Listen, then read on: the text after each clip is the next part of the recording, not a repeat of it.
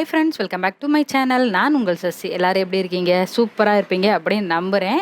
இன்றைக்கி விலாக் பார்த்தீங்கன்னா Friday vlog தான் வந்து எடுத்திருக்கேன். இன்றைக்கி வந்து இயர்லி ஒரு 5:30லேருந்து என்னோடய ரொட்டீன் வந்து எப்படி இருக்கும், நான் பசங்களுக்கு ஹஸ்பண்டுக்கு எப்படி லஞ்ச் வந்து பேக் பண்ணுறேன் அப்படிங்கிறத இந்த வீடியோவில் நான் ஷேர் பண்ணியிருக்கேன். அதோட என்னோடய பூஜை ரொட்டீன் வந்து இதில் இருக்கும். காலையில் ஒரு 5:30க்கெலாம் எந்திரிச்சாச்சு. ஃப்ரெண்ட்லேயும் கழுவி விட்டுட்டு கோலம் போட்டுட்டு வந்தாச்சு. ஏன்னா இப்போல்லாம் வந்து ஒரு 2 மாதமாக பார்த்தீங்கன்னா நான் 5:30க்கு தான் எந்திரிக்கிறேன். எந்திரிச்சதுக்கப்புறம் வாசல்லாம் தெளித்து கோலம் போட்டுட்டு கஞ்சி, நாங்கள் எப்போவும் ரெகுலராக கிண்டுற கஞ்சி வந்து கிண்டுறேன். இது என்னோடய சேனலை ரெகுலராக பார்க்குறவங்களுக்கு தெரியும் இது என்ன கஞ்சின்னு. இப்போ கஞ்சியெல்லாம் குடிச்சு முடிச்சுட்டு 5:45க்கு நான் இங்கேருந்து கிளம்பிட்டு வாக்கிங் போயிட்டு வந்துட்டு ஒரு 1 ஹவர் போல் முடிச்சுட்டு அதுக்கப்புறம் வீட்டுக்கு வந்துட்டு ஃப்ரெஷ்அப் ஆகிட்டு அடுத்து வந்து லஞ்ச் வேலையை வந்து செய்ய ஸ்டார்ட் பண்ணிடுவேன். என்னுடைய டெய்லி ரொட்டீனே கிட்டத்தட்ட இப்படி தான் இருக்கும். காலையில் எந்திரிப்பேன், வாசல் தெளித்து கோலம் போடுவேன், அதுக்கப்புறம் கஞ்சி வச்சு குடிச்சிட்டு அப்படியே வந்து வாக்கிங் போயிட்டு வந்துட்டு ஏன்னா முழு கோதுமையை வச்சு தோசை தான் வந்து ரெடி பண்ண போகிறேன். இது வந்து நம்ம ரேஷனில் கொடுப்பாங்க இல்லையா, அந்த கோதுமை தான். அதை வாங்கி நல்லா வந்து நம்மளுக்கு எவ்வளோ அளவு தேவையோ, நான் இன்றைக்கி ஒரு 2 கப் அளவுக்கு போட்டிருக்கேன். கழுவிட்டு ஊற வச்சுருங்க. ஒரு 2 மணி நேரம் ஊறினா போதும், ரொம்ப ஊறணும்னு அவசியம் கிடையாது. நான் கொஞ்சம் கூட இருக்குங்கிறதுனால நான் கிரைண்டரில் போட்டு ஆட்டியிருக்கேன். உங்களுக்கு கம்மியாக இருக்குது அப்படின்னா நீங்கள் மிக்ஸி ஜார்லேயே போட்டு அரைச்சிக்கலாம். அது இன்னுமே நல்லா அரைக்கும். இதிலேயே உப்பும் போட்டு நல்லா நைஸாக அரைச்சி எடுத்துக்கிறேன். ரொம்ப மைய அரைக்கணும் இல்லை, கொஞ்சம் குறப்பாக இருக்கணும். நம்ம தோசை மாவு எந்த அளவுக்கு இருக்குமோ அந்த அளவுக்கு தண்ணி ஊற்றி கரைச்சி வச்சுக்கோங்க. நம்ம வந்து இது உடனே ஊற்றலாம், புளிக்க வைக்கணும் அப்படிங்கிற அவசியம்லாம் இல்லை. அந்த கோதுமை ஊறுற டைம் மட்டும்தான். ரொம்ப டேஸ்ட்டாகவும் இருக்கும், நல்லா மொறுமொறுன்னு வரும். ஒரு சிஸ்டர் வந்து ரொம்ப நாளாக கோதுமை தோசை ரெசிபி வந்து கேட்டிருந்தாங்க. நான் யூஸ்ஃபுல்லாக வந்து கோதுமை மாவு வச்சு செய்வேன். அது இன்னொரு நாளைக்கு நான் உங்களுக்கு ஷேர் பண்ணுறேன். சரி, இன்றைக்கி இதை செஞ்சதுனால உங்களுக்கு இதை ஷேர் பண்ணியிருக்கேன். அப்படியே லஞ்ச் வேலையும் வந்து ரெடி பண்ணிக்கிட்டு இருக்கேன். இன்றைக்கி லஞ்சுக்கு பார்த்தீங்கன்னா சாம்பார் தான். சைடிஷ்க்கு பார்த்தீங்கன்னா வல்லாரக்கீரை இருந்தது, அதை துவையல் வந்து பண்ணிடலாம் அப்படின்னு சொல்லிட்டு. இந்த துவையல் வந்து ரொம்ப சிம்பிள் தான். உளுந்தம்பருப்பு, கொஞ்சம் கடலைப்பருப்பு, புளி, வரமிளகா, தேங்காய், வல்லாரை இதெல்லாம் போட்டு நம்ம வதக்கிட்டு ஆற வச்சுட்டு அரைச்சிட வேண்டியதுதான். ஸ்நாக்ஸுக்கு பார்த்தீங்கன்னா ஸ்வீட் கார்ன் இருந்தது, அதை வேக வச்சு எடுத்து வச்சுக்கிட்டேன். ஏன்னா நம்ம 5:30க்கு எந்திரிச்சா தான் இந்த எல்லாமே வந்து ரெடி பண்ணுறதுக்கு கரெக்டாக இருக்கும். என் ஹஸ்பண்டுக்கும் வந்து லஞ்ச் வந்து பேக் பண்ணணும். என் ஹஸ்பண்ட் வந்து பாப்பாவை அனுப்புனதுக்கப்புறம் அவங்கள பேக் பண்ணுவேன். பாப்பாவுக்கு வந்து ஒரு 8 மணிக்கெலாம் 8:15க்குலாம் நான் பேக் பண்ணி முடிச்சிடணும். அப்போ தான் வந்து 8:30க்கு வந்து அவள் ஸ்கூலுக்கு போகிறதுக்கு கரெக்டாக இருக்கும். அதனால எனக்கு 5:30 எந்திரிச்சு வாக்கிங் போகிறதுனால நான் 5:30க்கு எந்திரிக்கிறேன். அப்படி இல்லை அப்படின்னா ஒரு 6:30க்கு தான் முன்னாடிலாம் எந்திரிப்பேன். 1 ஹவர்லேயே சமையல் வேலையெல்லாம் முடிச்சிடுவேன். இந்த வதக்கி வச்சுருந்த துவையலுக்குள்ளே தான் நல்லா ஆறிடுச்சு. அதில் கொஞ்சம் உப்பு சேர்த்து நல்லா அரைச்சி எடுத்து வச்சிடுறேன். அதே மாதிரி ஸ்வீட் கார்னில் பார்த்தீங்கன்னா கொஞ்சம் சால்ட்டு, பெப்பர் போட்டு பட்டர் சேர்த்து நல்லா மிக்ஸ் பண்ணி அதையும் எடுத்து வச்சிடுறேன். அதுக்கப்புறம் நேற்று வந்து உருண்டை குழம்பு பண்ணியிருந்தேன். அந்த மாவு மிச்சம் கொஞ்சம் எடுத்து வச்சுருந்தேன் தேங்காய் போடாமல். அதை வந்து இன்றைக்கி வடை மாதிரி தட்டிடலாம் அப்படின்னு சொல்லிட்டு அதுதான் வந்து ரெடி பண்ணேன். ஏன்னா ஒன்று சமைக்கும் போதே அதை வச்சு இன்னொன்று என்ன சமைக்கலாம்னு சொல்லி பிளான் பண்ணி நம்ம அதுக்கு தகுந்த மாதிரி எடுத்து வச்சிட்டோம்னாக்க மறுநாள் வந்து குக் பண்ணையில் கொஞ்சம் சீக்கிரமாக எல்லாமே செஞ்சுற மாதிரி இருக்கும். நம்மளும் வந்து ஈஸியாக வேலை முடிஞ்ச மாதிரி இருக்கும். அதனால தான் அந்த மாதிரி வந்து ட்ரை பண்ணுவேன். இந்த கோதுமை தோசை பார்த்திங்கன்னா ஊற்ற ஆரம்பித்தாச்சு. நல்ல மொறுன்னு பாருங்கள், சூப்பராகவே சுற்றி வெந்து வந்திருக்கு. நார்மல் தோசையை விட இந்த தோசை வந்து ரொம்ப நல்லதும் கூட. இல்லை, பாப்பாவுக்கு தோசை ஊற்றி தேங்காய் சட்னி, தக்காளி சட்னி வச்சு அவளுக்கு வந்து சாப்பிட வந்து கொடுத்தாச்சு. நான் இங்கே அதுக்குள்ளே லஞ்ச் எல்லாமே பேக் பண்ணிட்டேன்.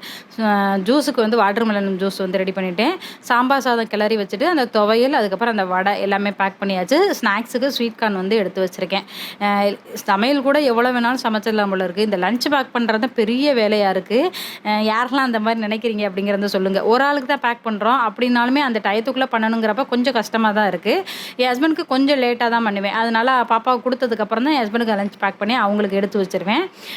அதுக்கப்புறம் எல்லா வேலையும் முடிச்சதுக்கப்புறம் நான் பூஜை வேலை பண்ணுறதுக்கு ஸ்டார்ட் பண்ணிட்டேன். நேற்றே வீடெல்லாம் மாப் போட்டு க்ளீன் பண்ணி முடிச்சதுனால இன்றைக்கி கொஞ்சம் 9 மணிக்கெல்லாம் வந்து பூஜை பண்ணிடலாம் அப்படின்னு சொல்லிட்டு அந்த வேலையை தான் ஸ்டார்ட் பண்ணேன். இந்த உருளியில் எப்போவுமே பார்த்திங்கன்னா வியாழக்கிழமை விளக்கி வச்சுட்டு வெள்ளிக்கிழமை இந்த மாதிரி பூ போட்டு வச்சுருவேன். பார்க்குறதுக்கே ரொம்ப அழகாக இருக்கும்.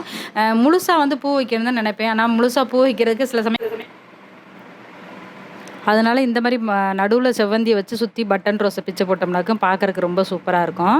அதை வச்சுட்டு அதுக்கப்புறம் பார்த்திங்கன்னா சாமி படத்துக்கெலாம் வந்து பூ போட்டேன். மல்லிகைப்பூலாம் இப்போ வாசலில் முன்னாடியெல்லாம் வரும், இப்போ வர்றதே கிடையாது. அதனால் வந்து செவ்வந்தி மட்டும் என் ஹஸ்பண்டை சொல்லி வாங்கிட்டு வர சொல்லிடுறது. அதை மட்டும் வந்து நான் போட்டு விட்ருவேன். அந்த வாசலில் அரளி செடி இருக்குது. அதில் பூத்திருக்க பூவையும் பறித்து அப்படியே வந்து சாமி படத்துக்கு வந்து 1, 2 அப்படியே வச்சு விட்ருவேன். அதுவுமே பார்த்திங்கன்னா இப்போ தான் பூக்க ஆரம்பிக்குது. கொஞ்சம் ஒரு 10 பூக்கிட்ட வந்து பூக்கும். அதனால அதையும் வந்து பறித்து கொண்டு போய் சாமி படத்துக்கு போட்டுடலாம்னு சொல்லி அதையும் வந்து பறிச்சுக்கிட்டு இருந்தேன். நான் யூஸ்வலாக வந்து கடையில் பூ வாங்குறத விட இந்த மாதிரி வீட்டில் பூத்து வைக்கிறது எனக்கு ரொம்ப பிடிக்கும். செம்பருத்தி பூ, மல்லிகைப்பூ செடி இதுக்காகவே பூச்செடி மட்டும் நான் வந்து வச்சுருவேன். ஏன்னா அதை மட்டும் குரங்கும் ஒன்றும் பண்ணாது. அதனால் வந்து அது இருந்துச்சுன்னா சாமி படத்துக்கு நம்மளுக்கு பூவும் வந்து போடுறதுக்கு யூஸ் ஆகும் அப்படிங்கிறதுனால. அப்படியே வந்து வீட்டுக்கு ஃபுல்லாக சாம்பிராணி போட்டலாம்னு சொல்லி நான் வந்து நெருப்பு வந்து பற்ற வச்சுருக்கேன். நான் வந்து வீடெல்லாம் க்ளீன் பண்ணி விளக்கெல்லாம் விளக்கி இந்த மாதிரி எல்லாமே க்ளீன் பண்ணியிருக்கும்போது ஃபுல்லாக வந்து சாம்பிராணி போடுவேன். அது ஒரு மாதிரி கோயிலில் இருக்கக்கூடிய ஃபீல் வந்து நம்மளுக்கு கொடுக்கும். அதனாலேயே வந்து ஃபுல்லாகவே நான் சாம்பிராணி போடுவேன். கந்தசஷ்டி கவசம் வந்து போட்டு விட்டுட்டு அப்படியே வந்து சாமி கும்பிட ஆரம்பித்தாச்சு. காலையில் டைம் இருந்துச்சுன்னா மோஸ்ட்லி வந்து காலையில் தான் நான் கும்பிடுறது. டைம் இல்லை அப்படின்னா மட்டும்தான் நான் வந்து ஈவினிங் வந்து கும்பிடுறது. காலையில் எனக்கு இன்றைக்கி கொஞ்சம் எல்லா வேலையும் முடிஞ்சதுனால கொஞ்சம் டைம் இருந்தது. ரொம்ப வெளிலலாம் கும்பிடுற பழக்கம்லாம் எனக்கு கிடையாது. கும்பிடுவேன் அவ்வளோதான். அதான் ஸ்கூலுக்கு ஃபஸ்ட்டு அனுப்புனதுக்கு அந்த வேலையெல்லாம் முடிச்சதுக்கப்புறம் தான் பூஜை வேலையை நான் ஸ்டார்ட் பண்ணுவேன். ஏன்னா இது லேட் ஆயிடுச்சுன்னா ஒன்றும் பிரச்சனை கிடையாது. ஸ்கூலுக்கு லேட் ஆயிடுச்சுன்னா ஸ்கூலுக்கு போக முடியாது இல்லையா? அதனால தான் வந்து அந்த வேலையை முதல்ல முடிச்சுட்டு அதுக்கப்புறம் பூஜை வேலை பண்ண ஸ்டார்ட் பண்ணிடுவேன்.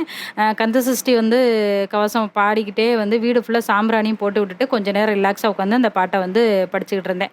இதுவே மனசுக்கு ரொம்ப திருப்தியாக இருக்கும். அன்னைக்கு டே வந்து ரொம்ப நல்லா போகிற மாதிரி இருக்கும் அந்த மாதிரி எனக்கு பண்ணும்போது.